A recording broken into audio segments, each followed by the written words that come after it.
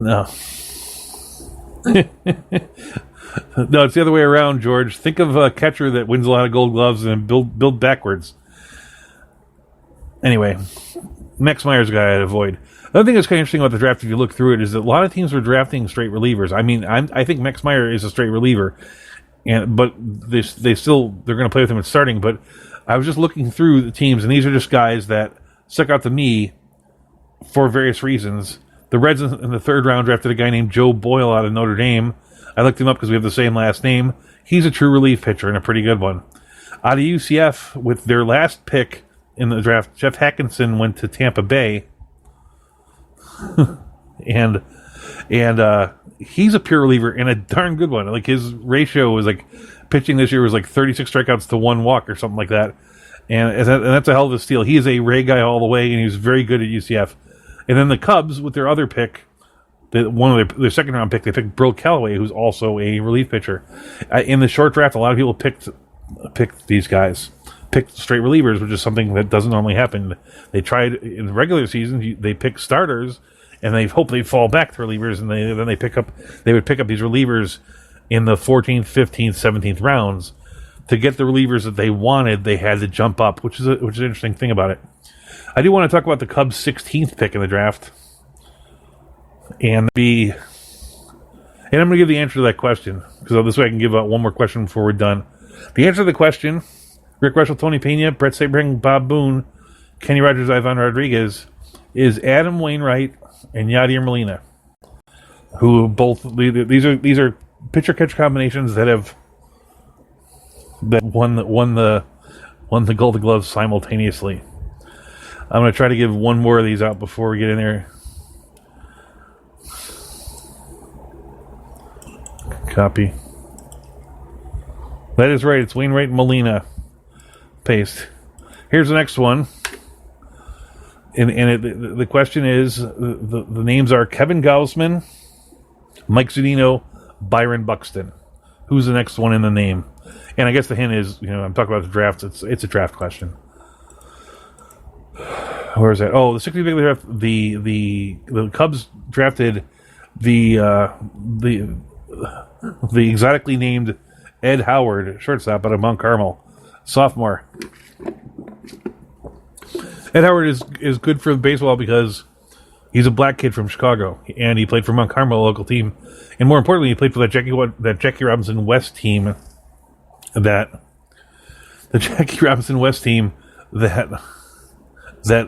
went to the championship of the Little League World Series and then lost and then got their team stripped. And he's a very good player, and he's going to be a good player for the Cubs, and I'm happy to have the guy there. But the important thing is that we're talking about racism and all the thing, and I work at Little League, and Little League is pretty racist, and this was a pretty horrible story about the stripping of that thing. Because in the history of Little League, they've only represented 2 teams in history. 2 teams in America. And those 2 teams were the last team that came from Chicago and the last team that came from New York City. The team from Chicago was an all-black team. The team from New York City was an all-Latino team. Somebody complained, and with the New York team, and the one guy had a birth certificate that wasn't falsified but wasn't official because he had moved from a country where he didn't get a birth certificate. So he might have been too old. He might not have been. He might have been too young. They really didn't know when he was born. Now with the Cubs, with Jackie Robinson West, this was the story that went on there, is that in Little League Baseball, they give you a geographic location that's around the baseball field where your player's supposed to come from. But a player can play at any park that he wants to play at. That demarcation is for recruiting. A coach cannot recruit players outside of this thing, because the number one rule of the league is for people to have fun. And so if you're in a situation where my nephew played for the Cubs for 3 years, made friends on the team, and then he moved to the south side of town, if he wants to drive back to the north side of town to continue playing with his friends, they're not going to stop that. They just don't want a coach to go to the south side of town and pick the good players and make a super team. That's where the problem is. So the guy that played third base for Jackie Robinson West, his mother was dead, and his father left shortly after. So guardianship was taken by his grandmother. And when a complaint was filed, the coach of the team put forth paperwork, and all paperwork was seen to be fine. The problem was that one of the suburban teams of mostly white kids who got beat really badly in the playoffs by these guys pressed the issue and pressed the issue and pressed the issue. And what happened was, when the father came back, he eventually took over caring for his kid. His kid lived with him, not all the time, mind you. He had the kind of job that he was in like truck driving and stuff, where he'd be gone for a while, and that he would stay with his grandmother. His grandmother lived in the suburbs. So in order to play for the best possible baseball team, he registered for baseball at his dad's address, and he registered to be at the best possible school. He registered for school at his mom's address, and it was that fact that he had two different residential addresses that they stripped it away, and they stripped away from the only black kid, the only black team that ever hit there. Kevin Gausman, Mike Zunino, Byron Buxton. Yeah, this is the top of the draft picks. It's pretty amazing. I went through all the draft picks, recent history, and these are the top 4 draft picks from 1 year. Kevin Gausman was the 4th pick overall, Zunino 3rd, Buxton 2nd. Who was number 1 that year? And the truth is, out of the last 10 years, that was the only year that all 4 players make a difference. I did want to go over some things that I didn't go over last week. The one thing I missed was we were talking about the kind of pitchers that would give you value in a shortened season. And this one here is a little bit counterintuitive. This is about starting pitchers. There are a number of situations where there's 6 or 7 guys on one team that are looking to be starters in the thing. And normally you'd want your guy to win the starting job. But this year, the guy that loses the starting job is most likely going to be thrown into the bullpen, and he's most likely going to be the guy that's going to be given multiple innings out of the bullpen.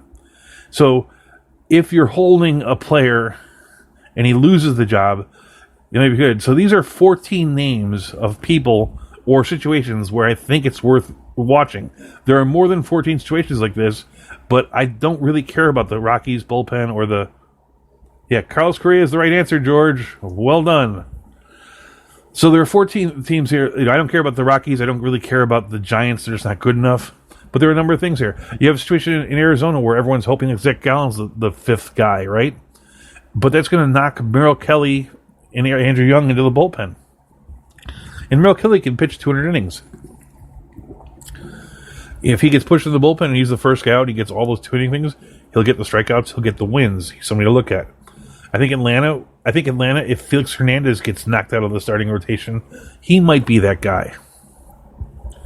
In Cincinnati, they have a number of good pitchers, and they picked up a few more with Bauer in that. I really like what I saw to Cody Reed when he played for Team USA. He was probably the most dominating player. But some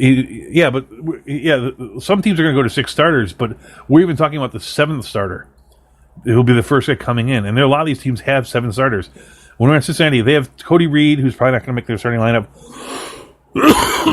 and Tyler Mahle, who started a number of things and was a pretty well-touted prospect. I like Cody Reed there. The Dodgers are another situation. They have 3 guys. They have 5 guys for 2 positions.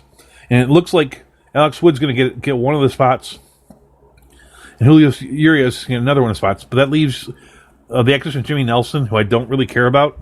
But the other 2 guys are both good pitchers, Ross Stripling and Dustin May. And I think Ross Stripling is a guy, probably, of all these names that I'm going to name, probably the number 1 guy that I would name out of all of them to target. The number 1 guy overall would be Josh Dames of Houston if he falls into that situation. And they're sitting in a situation where they're looking for their 5th spot, and they have Brad Peacock, Framber Valdez, and Josh Dames. The guy that falls into that spot where he's the first guy to the bullpen and gets the multiple innings, he's going to be a good pitcher. You have the 2 situations where teams have picked up foreign players, and I like both these guys. I think that in St. Louis, Hwang Young Kim is a great pitcher for them. And it does seem like he's in that last spot with Miles Mikolas. I'd rather see Hyman Quinn win the 5th spot because I think he's going to be a good starter. But if he's the guy that they go to first because he's used to pitching full games, he could be very useful that way. Then you go up to the Great White North in Toronto, where they went out of their way to pick up Shinya Yamaguchi. Now, Shinya Yamaguchi is in a battle with Trent Thornton for the 5th spot. And if Thornton wins that, Yamaguchi was not so expensive that they can't put him in the bullpen. But you're looking at a guy that's used to pitching 6 innings a game. He could be that person there. In Cleveland, everyone loves the Cleveland pitching staff, even with the loss of Corey Kluber and possibly Carlos Carrasco. But 2 guys that actually showed that they could pitch fairly decent, who probably went up in their bullpen this year, are Aaron Civale and Zach Plesac. In Washington, they had that last spot battle between Eric Fetty, Austin Voth, and Joe Ross. And everything points to the Joe Ross winning the battle. But of those 3 pitchers, I like Austin Voth the most.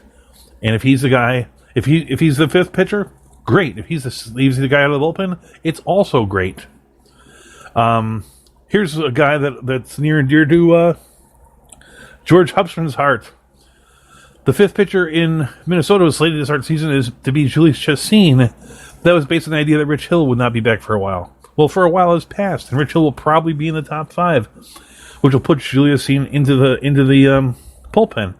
And he's a guy that can pitch 2 innings out of the bullpen, be the first guy they go to, and pitch effectively. A couple other guys that I like that aren't at the same level. I like Freddie Peralta in Milwaukee. I like Eliezer Hernandez in Miami.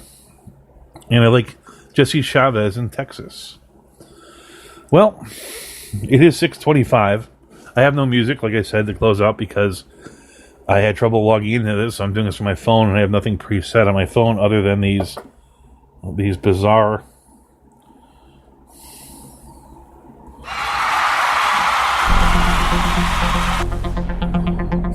That is the sound effects.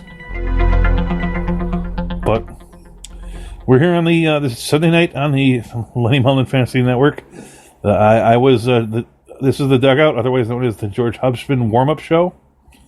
We talked about the contracts, what they mean, the idea that the health is an issue, the idea that 50 games for baseball is actually a success. If you had told me we were going to get 50 games in March, guaranteed, I would have went, that's such a great deal, because it didn't look like we were going to get any.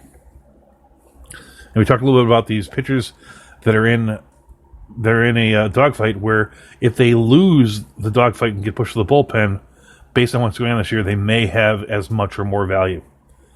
And we did a couple of things. So yeah, Kevin Gausman, Mike Zunino, Byron Buxton, Carlos Correa is the last guy in there. And with that, I will say so long, farewell, auf Wiedersehen, goodbye. That's all I know of that song.